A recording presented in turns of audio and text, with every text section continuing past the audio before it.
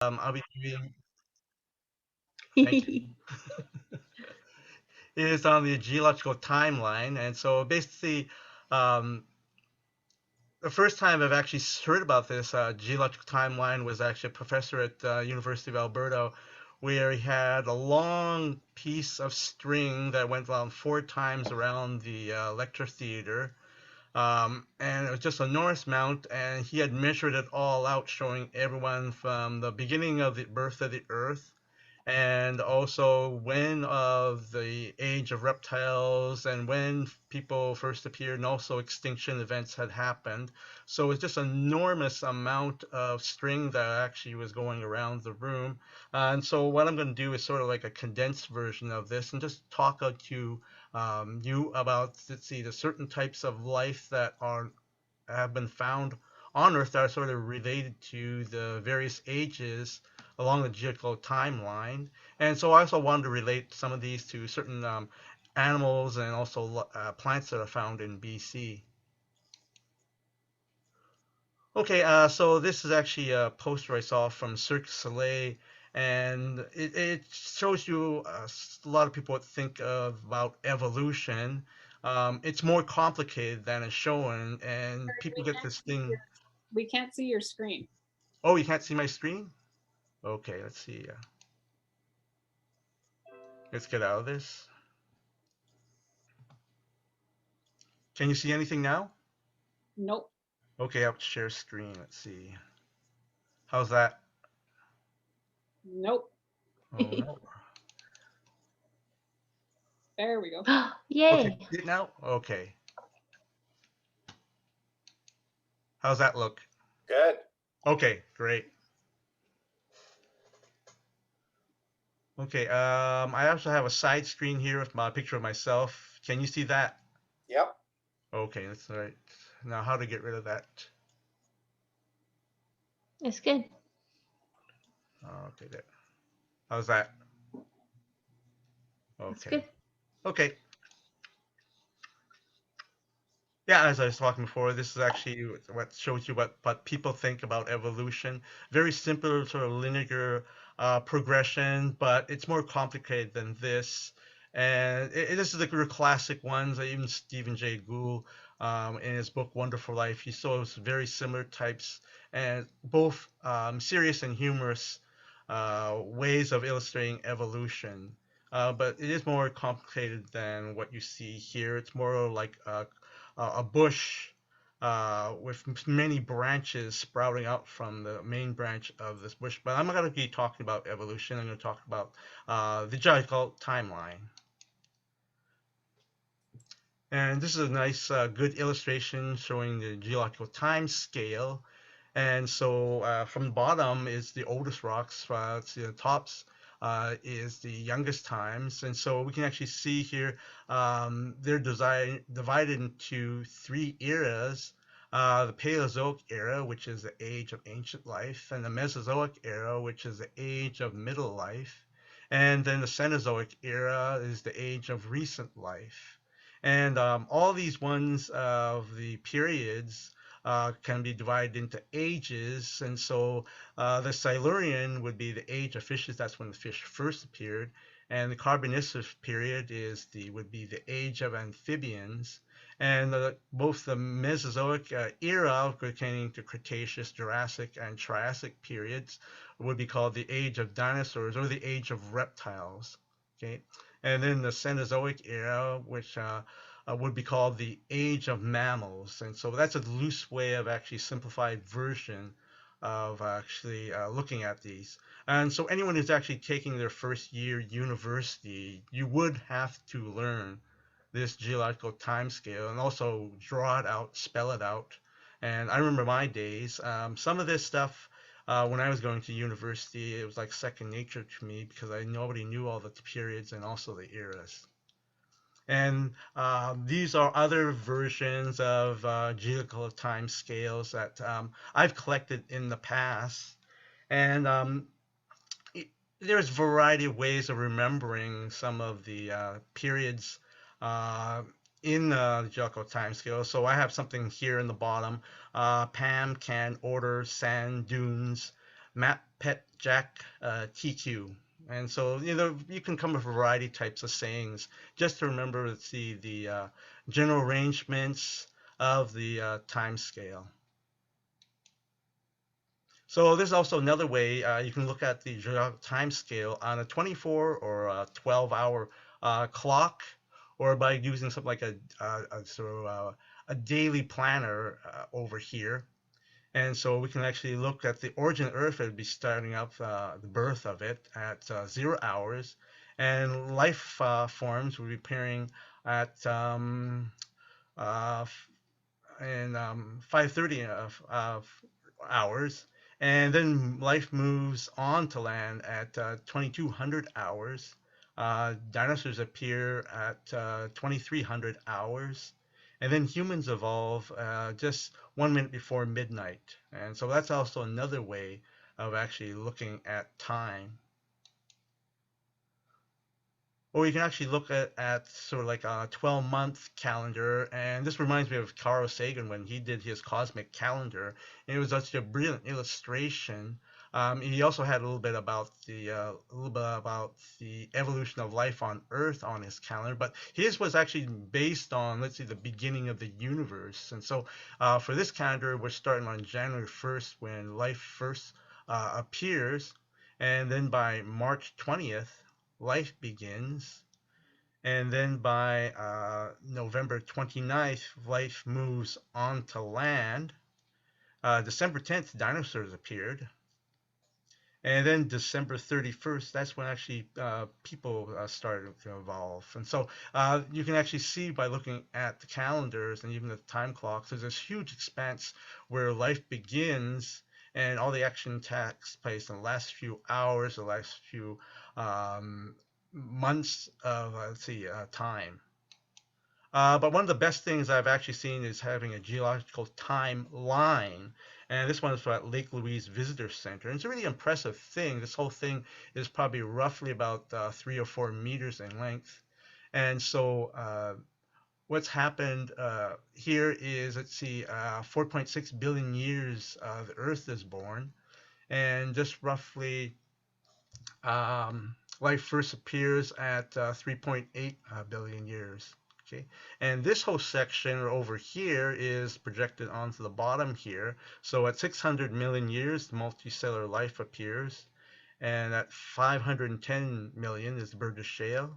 245 million dinosaurs appeared, and then by 3.5 early humans appeared. And so on this line, what the 1 millimeter equals 1 million years. And so, but one of the best timeline I've seen is at the BD Biodiversity Museum. And so right here at the very beginning, at the end here, that's the beginning when the first, the Earth is created, all the way to actually where life is over here. So at 4.6 billion years, that's Earth was formed. Then by 3.5 billion, life started to appear, and 600 was the million years is the multicellular life starts to form. And then at the end, let's see, the early humans appeared. And so I actually have on my next presentation slides, let's see, it shows you about 580 million years ago, the Ediacarans appeared. And then after that, 540 million years, the Cambrian explosion. And so then the 530 millions, early vertebrates started appearing. And then at 530 millions, dinosaurs starting appeared. And then by 541 is the Permian extinction. And by 65 millions is Cretaceous tertiary extinction. And about 2 million years, humans started appearing.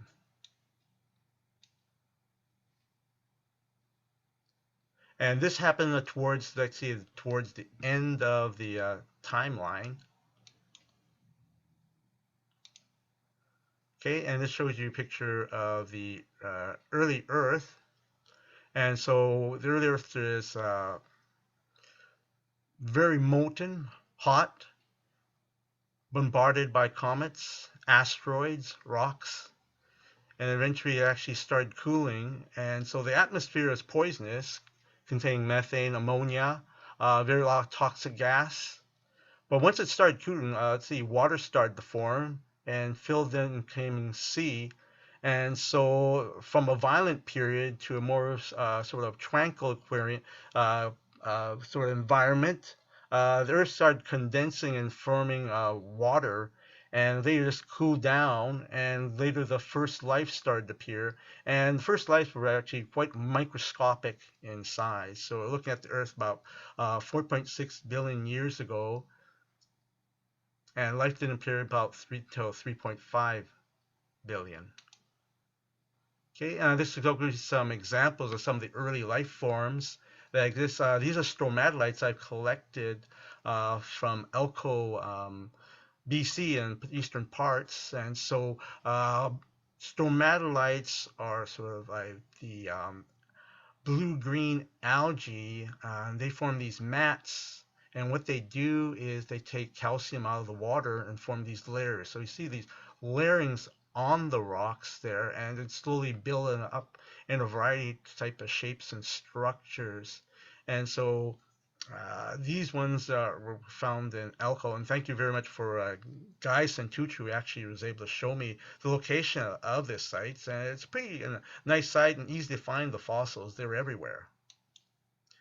And so the stromatolites appeared about 3.5 billion years ago.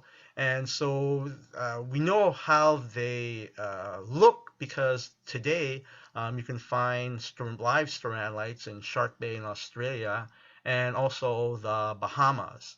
And so we know how they look and actually how they were able to actually use their process to create these structures. And so these would appear in the Precambrian times.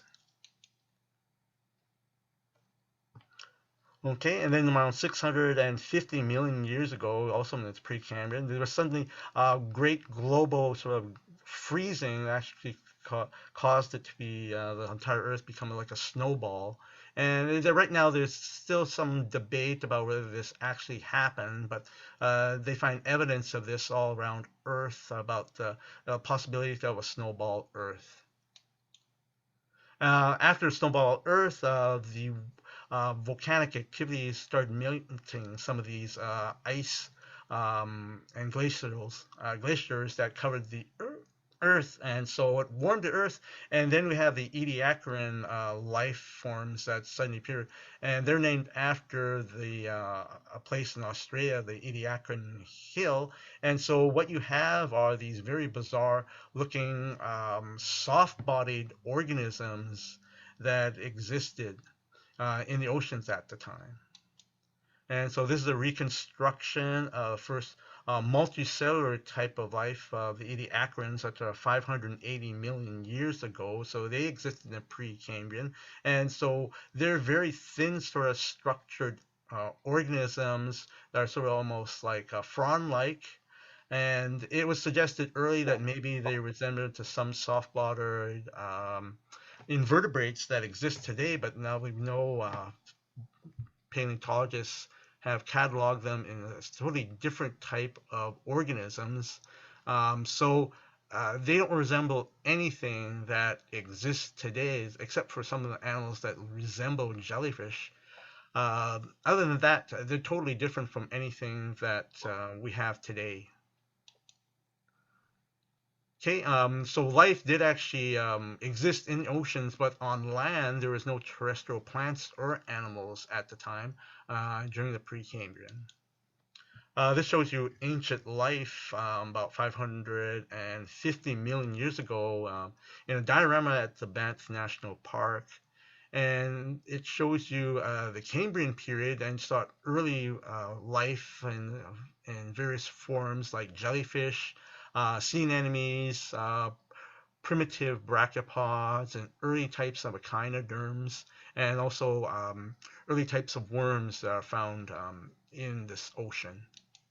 But probably the most famous Cambrian period types of invertebrates are the Burgess Shale fossils. And so we have one of the claws here from anomalocaris and trilobites, morella, and also worm. And just to show you reconstructions of some of these ones. So the anomalocaris is Langania, it's a type of arthropod. And then we also have the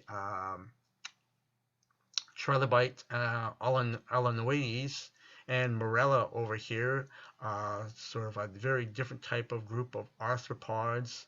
And then also a toya, which is a type of preapulid type of worm. So the Burgess Shale is a very important heritage site found here in BC because not only it contains hard-shelled animals, but also soft-bodied animals, and they show a huge diversity of these organisms. So the Burgess Shale is a very important fossil site.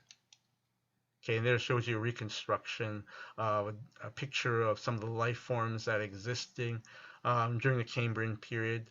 And so here's an anomalocaris attacking a trilobite. But on land, there's still no organisms that existed at the land at this time. Okay, and this shows you the ancient Earth about 500 million years ago during the Cambrian period. So all the continents are not easy to recognize. Now we go to the Ordovician, and so you'll find this type of fossil in almost any type of fossil shops. Orthoceras, it's a fossil cephalopods, and cephalopods include octopus and squid. And so these fossils can be found from the Ordovician period through to Jurassic period. And this is just to show you sort of how a shelled cephalopod looked. And so most of them had started out as being straight shelled. And so this is actually would be the Silurian period. And so also there was a lot of other organisms that existed at the time, a variety of sponges and also brachiopods too. Another organism that's sort of, when you think about the Silurian periods, are sea scorpion or ripterids. And these ones are found in New York, and so about 425 million years old. Okay, and there's a variety of sort of sea scorpions are shown here. The one over here located, this one is actually available for the public to view at the BD Biodiversity Museum at UBC. Also, going further up the geological timeline, you'll find fossil corals, and this is chain coral. And so Halicites, this one is actually found in Bow River in the eastern part of BC, and this is actually part of my personal collection. And so this is the sort of the reconstruction of a chain coral. And so they existed in the Devonian to Silurian period. Now there's no sort of representative of this type of coral that exists today. There are sort of corals that look similar to this, but this type chain coral became extinct. And now we're getting into the Devonian period also. And so that's 395 million years. And so now the first land plants start to appear on land, and also at the same time we have primitive arthropods like land scorpions appearing, and so these would be related to the sea scorpions. Also, Devonian period is also age of fish, and so the fish at the time are totally different from the style of the fish that we imagine today. They're called placoderms, and so what they had is sort of like armor covering themselves because there were a lot of predators that existed at the time, like sea scorpions. There was also large cephalopods and also larger fish.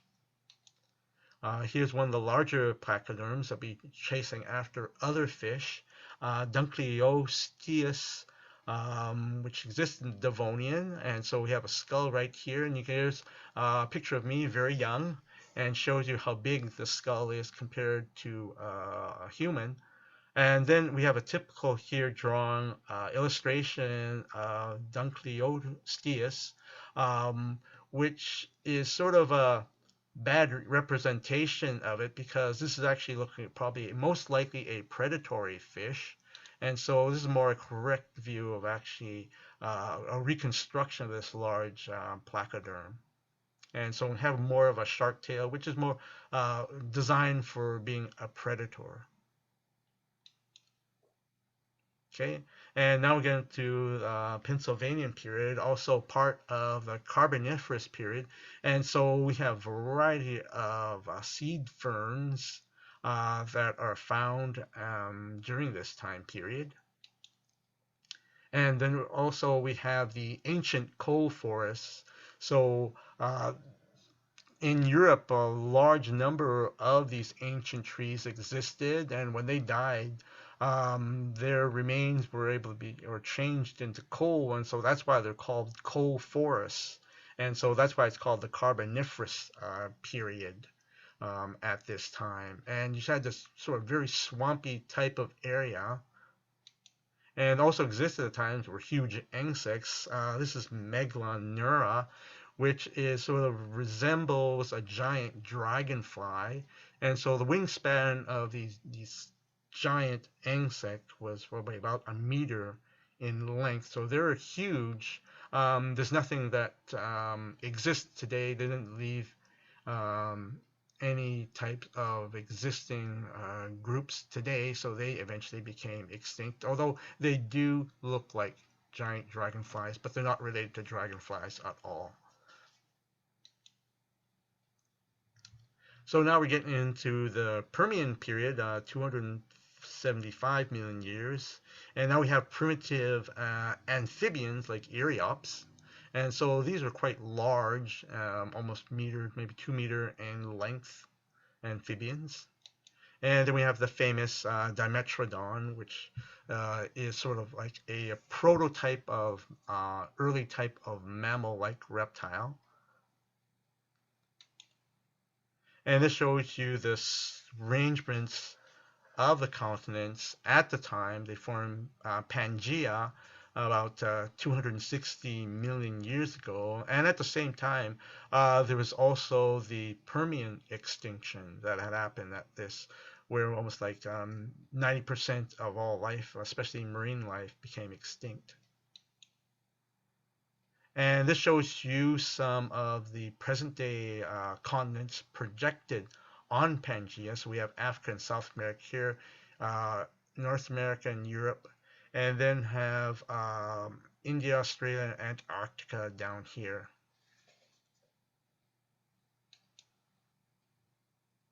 And now we enter into the Mesozoic era, and we start with the Triassic. And this picture shows you the types of life forms that existed 200 million years ago. We have here like primitive reptiles over here, and then sort of early type of mammal-like reptiles here. And then the only dinosaurs are Coelophysis. And so dinosaurs existed at a time. They were small, bipedal, meaning they standed on their hind legs, and they're quite small, while all the other primitive reptiles and mammal-like kinds were quite large. And so basically, the dinosaurs were sort of almost like the new kid on the block, and they occupied a very small sort of space in this environment, while all the other animals were dominant in this area. But for some reason, the land dinosaurs later took foothold and able actually to outcompete all the other primitive reptiles and also the mammal-like reptiles. So now we get into the marine life that actually you can find in the oceans. And so there's things like nothosaurs and also fossil fish and other marine reptiles like thalattosaurs. And also one that was found here in BC is the Triassic giant, which is a giant ichthyosaur, Shawnosaurus, which was found on Sikanine Chief River near Pink Mountain. It's also found in BC. And at the time, Texas had the world's largest ichthyosaurs, measuring about 10 meters in size. This Triassic giant ichthyosaurs measures about 23 meters in length. And so we can actually boast here in BC that we have the world's largest ichthyosaur. And currently that one is displayed at the Terrell Museum in one of the galleries there.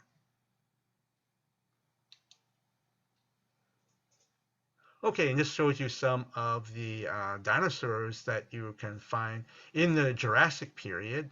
And so we have here iconic dinosaurs that are usually associated with the Jurassic period, Allosaurus, Stegosaurus, and Apatosaurus, and a variety of types, all long-necked dinosaurs. And also there are other types of stegosaurs that are found in other places, like in Africa.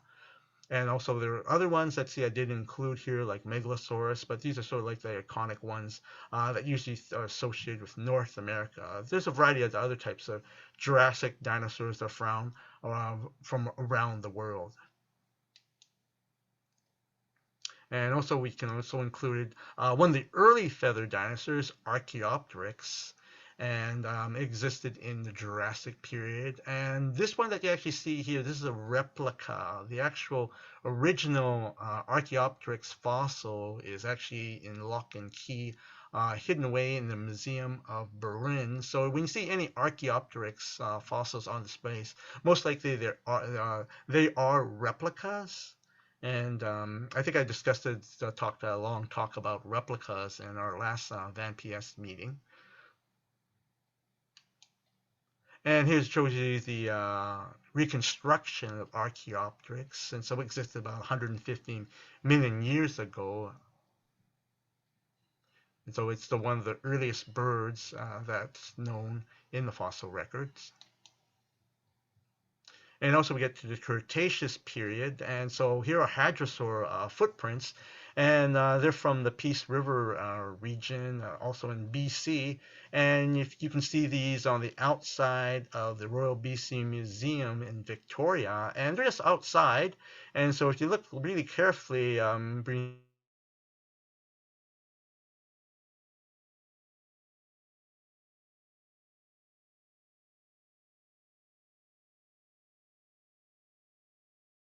Cretaceous in age. And here's something at the BU Biodiversity Museum. These are hadrosaurs and theropod tracks. And so the hadrosaur tracks are these ones here, and shows the direction that's crossed over. And then later a theropod, a medium dinosaur's tracks came and crossed over those tracks. And here's it shows you an example of a hadrosaur. This is Lambeosaurus.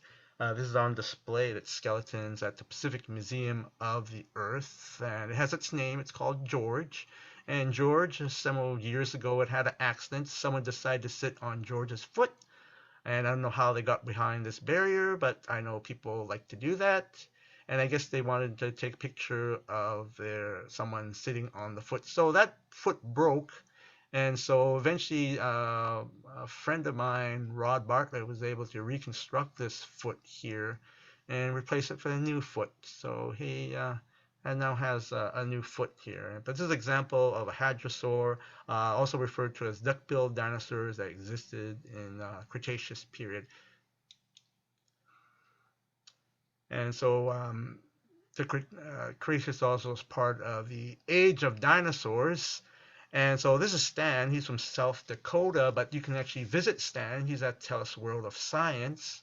And so what's interesting about Stan, he has a number of injuries. He has a hole puncture in his lower jaw here. And then he has damages to his ribs in this area here. And then there's damage to his neck, and it's actually healed. All three of these injuries is healed. And then the top, the roof of the skull has been removed. That's probably the final thing that actually killed poor old Stan. But again, let's see, you can see him at any time. It's Science World. Okay, and these are a variety of types of marine fossils that existed in the Cretaceous period. And all these fossils, like the fossil crab, the ammonites, and also the mosasaur and the elasmosaur, is all found here in BC on Vancouver Island. And here's an illustration done by Tina Beard. And so she shows you a variety types of ammonites and sharks, mosasaurs that exist in times, and also spiny lobsters. So this is a scene of the Cretaceous period on Vancouver Island. Okay, and this shows you the ancient landmass, how they were like during the Cretaceous period at 90 million years ago. You can see, let's see, North America split into two by a shallow sea. And so I have an east area and also a west area here. And then comes the Cretaceous Tertiary extinction. This is where about 70% of the life on Earth, including the dinosaurs, the non-avian dinosaurs, became extinct about 66 million years ago. And not only did the dinosaurs were become extinct, but also all the marine reptiles, also flying reptiles. The ammonites also became extinct at this time. And so this left these environments open to start the age of mammals.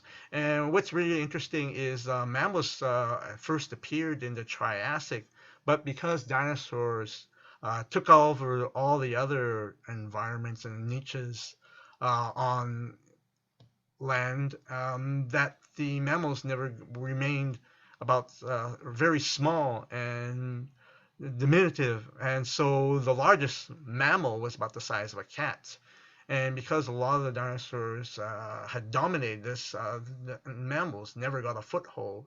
It was just after the dinosaurs had become extinct. Now the mammals could actually occupy all these spaces that had been opened because the dinosaurs had become extinct. And so one of those sort of ancient mammals is like the ancestor horses, Hyracotherians or Eohippus, which appeared in the early Eocene period. And this shows you the Eocene epoch, and where it's sort of like a greenhouse, warm tropical Earth. And so the scene right over here on the right, this is how at the time about 50 million years ago, this would be in Denver. Okay, and then we also have like a bald swamp cypress, and so these are also found in areas like in around Princeton, and also Cache Creek. And this shows you me compared to a giant flightless bird, Gastornis. Um, And so there are a lot of sort of large and huge flightless birds that existed at a time during the Eocene. And now we get to the Ice Age, and that existed from 2 million to 10,000 years ago. And now we're in the Pleistocene epoch. And this is when most of northern hemisphere of the Earth is covered in a huge sheet of ice. And this shows you the lower mainland, location of Vancouver and Surrey. And so the glaciers that covered this entire land and the lower mainland were about 2 kilometers high, and so much taller than the viewing point in downtown Vancouver. And this shows you some of the animal life that existed during the Ice Age. And we have the short-faced bear. And so this was actually a display at the Royal BC Museum. And then we also have the North American horse. And so North American horses, they exist in North America, and then suddenly they became extinct. The horses that we see today here in North America, those were brought in by the Spaniards. And so our horses here in North America had become extinct for some reason. And so these existed along the Ice Age. And we also have the American lion, much bigger than the African lion, about 30%. These are not related to the cougar. Cougars did exist at the time. And this is actually on display along with the horses and a small diorama at the Royal BC Museum. And then we have woolly mammoth. So this is Woolly. He's also displayed at the Royal BC Museum. And we know what color of fur they actually have on. And because, let's see, they've been finding, let's see, frozen mammoths. And so they have their hair intact. And so we know exactly what color they have.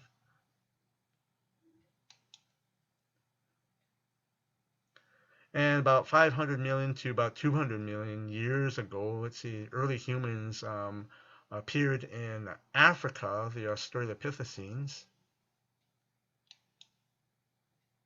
and they started using primitive tools, hand axes, and also developed points. And that's the end of my geological timeline. And I just want to show you some fossils in my own private collection here. And so here we have ammonite cadosaurus, and it's about 175 million years old from the western side of Harrison Lake. It's a fossil site we frequently go to, and so you can find these ammonites along the hillside. The fossil chain corals that I showed you earlier is also part of my collection. So these are found in the Bull River. That's in the eastern part of BC. And so I've been able to find out that they're Devonian in age. And then some of the fossils that I have in my collection have been bought. And so this is a piece of dinosaur fragments that I got from Science World. And so I kind of like it because it shows you the exterior outside of the bone here, and then shows you the interior, the spongy bit that actually shows you. And so it shows you the difference between, let's say, a dinosaur and a piece of petrified wood. And also I have here the trilobites we can collect in from eastern BC, and they're about 500 million years old, and they're found in the Fort Steele area. Okay, just to show you some of the reference material I used for this talk. And so we have West Coast Fossils by Ludwig and Beard, and also Life in Stones, of all about the fossils you can find here in BC. This book has to be rewritten now. Now there's been new discoveries, and then there's the Geology of BC. I've also used, let's see, a variety of other books. And this one on prehistoric life, don't be fooled on the way it's illustrated. It actually turned out to be, it's a really good book. It shows you about all the life that actually prehistoric lives and how they are. And then there's Audubon's and also Golden Books. They have one on fossils. And so they're all pretty good for anyone who's never been knowledgeable about paleontology. These are great books to start off with and to actually learn about paleontology. Okay, I'd just like to thank you very much from the Vancouver Paleontological side. We have Brennan here, and he has nice fossils here that he's collected, his collection from Princeton, and here's a picture of a fossil insect, the marsh fly that I collected in Princeton. And I'd just like to thank you very much about, let's see, joining me tonight to talk about the geological timeline. Here by side fossil skeleton of Tyrannosaurus rex. Okay.